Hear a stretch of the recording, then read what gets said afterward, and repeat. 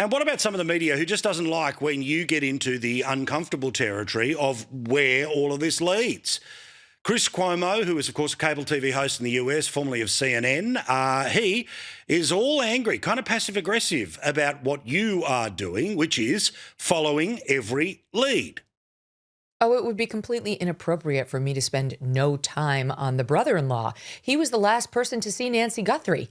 I mean, that we know of. Obviously, an abductor came into the house later that night. But he was the person who had Nancy at his house earlier in the evening and says he dropped her back off at her house at 9:48 p.m. the night she disappeared. Obviously, we have to look at the brother-in-law. I'm sorry. And by the way, Paul, if you, God forbid, had a family member go missing, or I, God forbid, had this happen to us, I think both of us would say, speculate all you want about me, about my family. As long as you continue paying attention to the case and keeping it in the headlines, I'm fine. That the whole game when you have a missing person is to keep it in the news.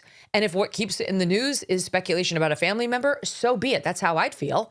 But this guy, of course, was going to get scrutiny because he was the last person to see Nancy Guthrie alive that we know of, other than the abductor.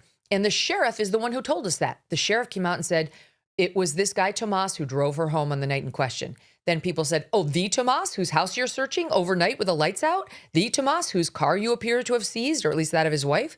That guy? And the next thing we knew, the sheriff came out and said, well, family dropped her off. He'd already said that it was Tomas. And then when he was asked, why'd you switch it from Tomas to family? He said, oh, because people were just breathing too much heat down that guy's neck, so just to be nice. Like, well, what did you accomplish when you told us that? If you tell us, it kind of So this guy is a hot mess on his messaging, Paul. And of course, that only makes the media's hackles raise up more. And if Fredo Cuomo has a different reaction because he's a Fredo, he's more in the business of protecting the family. You know what I'm saying? He's not a truth searcher. That's his problem, not mine. But as I said on my show, the real problem with Fredo Cuomo is not that he has any objection to the way we cover crime or anything else on our show.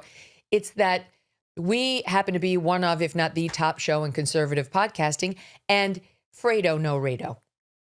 Fredo is bitter because he can't get anybody to watch any loser program he associates himself with. And that creates a certain sense of envy that is really corrosive to one's soul.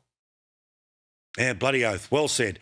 What about Hillary Clinton? She gave an interview to the BBC today, now claiming that Donald Trump is part of an Epstein files cover-up. I just want it to be fair. I want everybody treated the same way.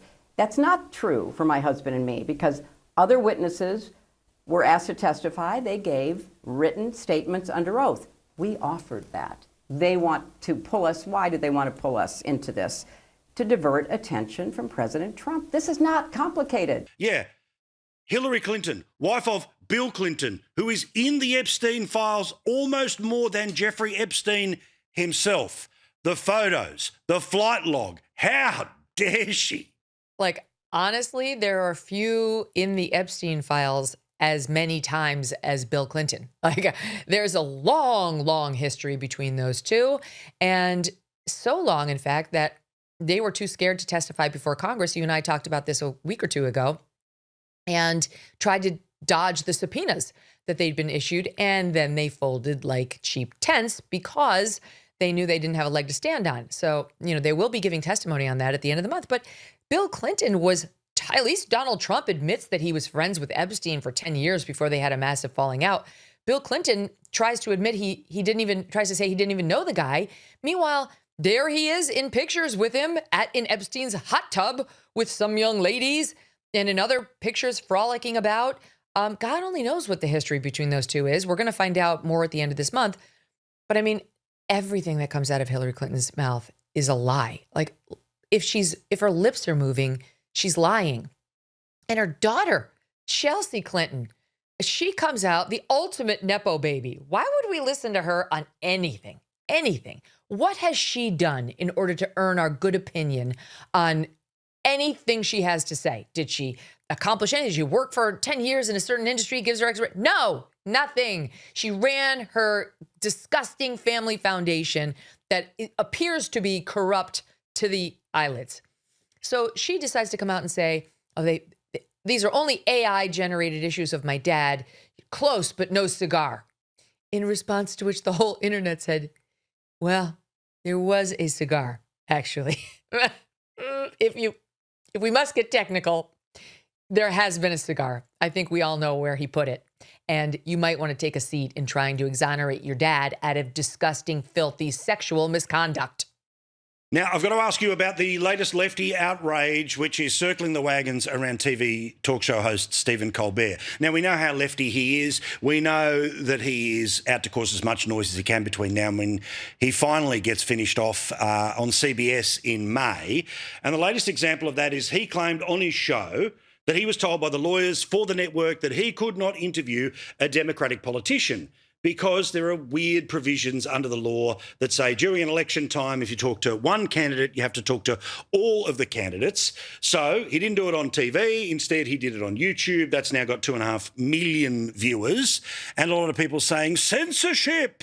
You know who is not one of my guests tonight? That's Texas State Representative James Tallarico. He was supposed to be here, but we were told in no uncertain terms by our network's lawyers, who called us directly, that we could not have him on the broadcast. Then I was told in some uncertain terms that not only could I not have him on, I could not mention me not having him on. And because my network clearly doesn't want us to talk about this, let's talk about this. So I think that the FCC was just not enforcing this rule, and now they are. And apparently what just came out this evening was, and I'm reading here, The Late Show was not prohibited by CBS from broadcasting that interview. They just told Stephen Colbert that if you do it, the FCC equal time rule for the two other candidates, Democrats, will kick in. So you're going to have on Jasmine Crockett in addition to this Democrat who's challenging her in the primary, if you do it. And apparently he didn't want to do that. I don't blame him. Who wants to talk to her? So he put it on YouTube and got more viewers there than he's gotten in the past 10 years on his late night show. So he's fine. I, for one, am thrilled to see the FCC rattling the cage a bit of these late night shows, whether it's Kimmel or Colbert, because the days of pretending that these are sheer comedy shows and not political shows are over. That's all they are. They ceased a long time ago going for laughs. All they want is applause to their political hit jobs. And so why don't we just accept what they are telling us they are and proceed accordingly? Yeah, I mean, these guys are comedians, but they are obviously of the left. They are political players. They're happy to win journalistic awards like the Peabodys. So good luck to them. Oh, by the way, what about the Media Research Council today? They came out with research suggesting that the major late night shows have not a single Republican candidate on since 2016. Lovely to see you as always, Megyn. Look forward to hanging out with you next week. The pleasure's always mine. Thanks, Paul.